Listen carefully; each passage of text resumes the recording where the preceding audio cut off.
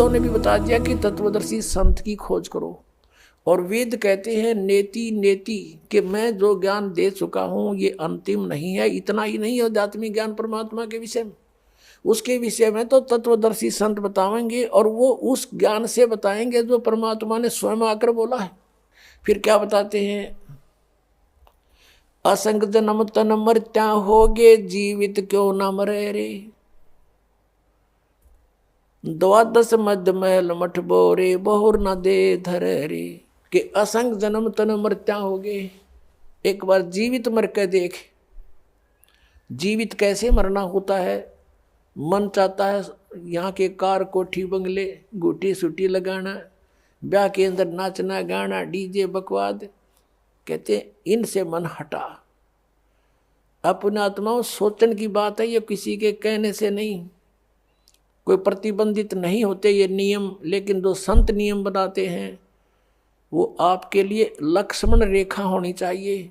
उसका उल्लंघन करते सीता का कितना विनाश हुआ, बिरान माटी हुई और दुनिया मरवा दी। और उन्होंने कहा था इससे बाहर मत जाना तो सुरक्षित रहेगी। तो उस परमात्मा ने जो नियम हमें बना कर दिए हैं ये लक्ष्मण रेखा समझ लेना। अब जैसे एक विवाह हो रहा था किसी का, सामने डीजे बजाओ, नाचे कूदे, बहन भी बेटी भी सारी, उनके फोटो उतार रखे। अगले दिन बारात में जा रहे थे, भाई का विवाह था लड़के का।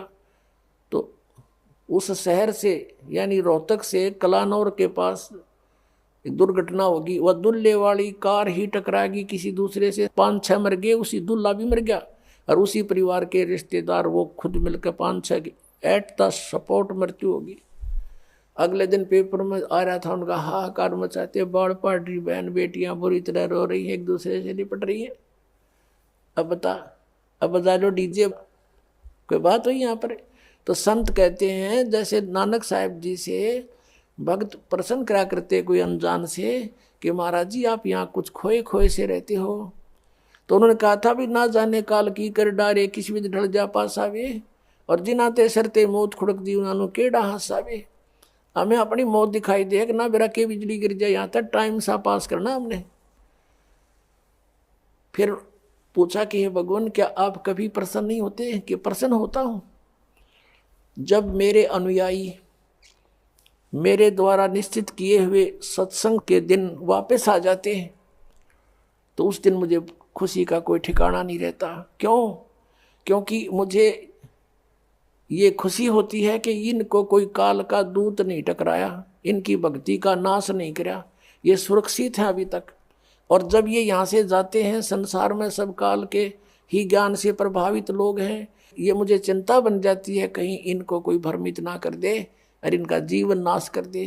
क्या कहते हैं कि साध मिले साड़ी शादी होंदी और विछड़ दें दिलगिरी वे, अखदे नानक सुनो जी हाँ ना मुश्किल हाल फकीरी वे। कि साध मिले, ये भक्त साध संगत जब वापस आती है मुझे आत्मा में बड़ी खुशी होती है कि ये सुरक्षित है, इनका कोई दीमक नहीं लगा काल का। और जब ये जाते हैं तब मुझे दिलगिरी होती है, दुख होता है कि मुश्किल हाल फकीरी वे। फकीरी माने साधना भक्ति, ये बड़ी मुश्किल बना दी काल के दूतों ने। जगह जगह एक गांव में मन 10-10 ढूंढे लाए बैठे हैं, कोई वैसे कोई क्रिया करते हैं, कोई झाड़ा लाता है। मिसगाइड करने वालों का कोई अंत नहीं। साध मिले साढ़े शादी होंदी, विछड़ जाए दिलगिरी वे, अकदे नानक सुनो जी हाँ ना मुश्किल हाल फकीरी वे। तो क्या कहते हैं कि ना जाने काल की कर डारे, किसी भी ढल जा पास आवे, और जिनाते सरते मौत खुड़क दी उन्होंने केड़ा हास आवे। अब यदि तुम परमात्मा का नाम लो और विवाह करो सिंपल वेत है।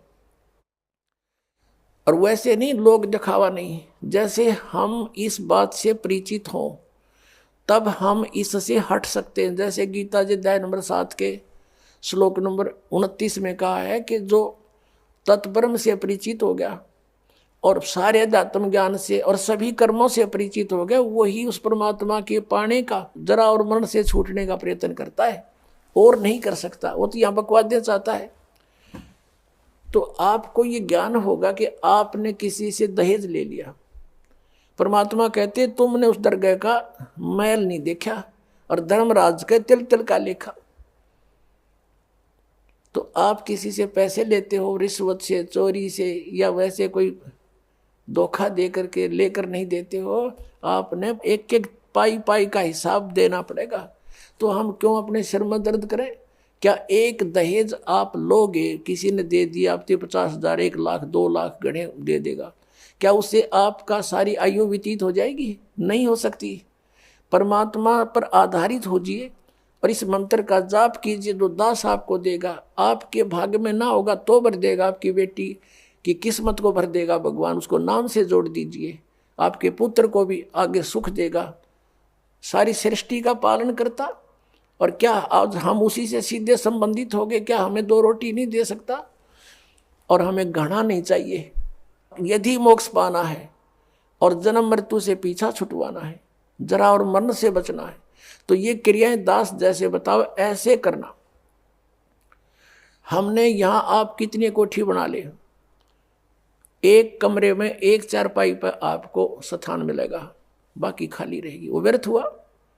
तो व्यर्थ की बकवाद हमारे मन से आप हट जाया करेगी इस ज्ञान के आधार पर। अब कोठी बना रहा था एक व्यक्ति, और कोठी तैयार होगी, बैंक मैनेजर था, मुहूर्त करनी थी, संडे का दिन था, कोई सामान की आवश्यकता पड़गी, गोटी सूटी लाने के लिए सारी व्यवस्था कर रखी है। थोड़ी देर तो ब्राह्मण करे उड़ाला टोटर पटोटर उसका करते हैं, फिर गोटी सूटी सारा सौदा शुरू हो जाता है। सब बुला रखे रिलेटिव और सब मित्र। वो खुद कोई सामान लेने के लिए गया था, स्कूटर उठा के, यानी 2 व्हीलर, और वहाँ एक 2 व्हीलर से 2 व्हीलर टकरा गई और पड़ गया। पड़ते कनपट्टी लगी फुटपाथ पे, पड़ते वही मर गया। अब चाट ले उस कोठी ने। कई वर्ष की बात है, जब 3.5 लाख रुपए लगाए थे, पेपर में आई थी। अब वो गधा बन के उसके पीछे खड़ा भी ना होने दे कोई उसने। तो हमने ये देखना कि यहाँ जो हम करने जा रहे हैं ये क्या सांग है। सर्व सोने की लंका थी वह रावण से रणधीरम, एक पलक में राज विराजी जम के पड़े जंजीरम। वो तो सारे सोने के महल बनाए बैठा था, जैसे ईंट गारा हम प्रयोग करते ऐसे सोने की ईंट, और उसी की गारा में बना रखे थे। और कहते हैं भक्ति बिना क्या होता ये भ्रम रहा संसार, रति कंचन पाया नहीं रावण चलती बार। 1 ग्राम गोल्ड नहीं ले जा सका रावण जब यहां से जाने लगा। तो इन बातों को याद करके हमने इनसे वापस भी हटना है, और हमने अपने प्रत्येक कार्य को ऐसे ढंग से सेट करना जो भक्ति में बाधक ना हो। अब हम दहेज लेते हैं या फिर देवे भीगे, क्योंकि बेटी होगी हमारे भी। एक पैसे वाला तो बकवाद कर देगा, अब गरीब आदमी कहाँ से करे?